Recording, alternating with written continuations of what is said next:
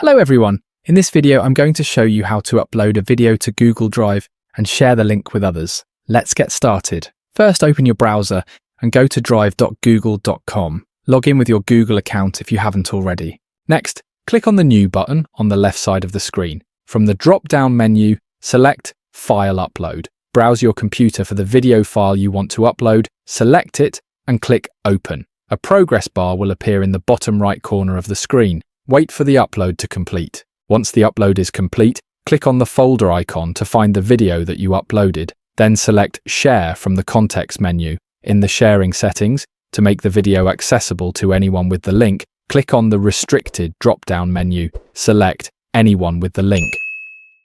And then click on Copy Link in the sharing settings. Now paste the copied link wherever you need to share it. For example, if I open the link in a new tab, the video I shared will open like this. You definitely don't want to miss this video. So I hope you liked the video. Make sure to subscribe and like the video. Thanks for watching.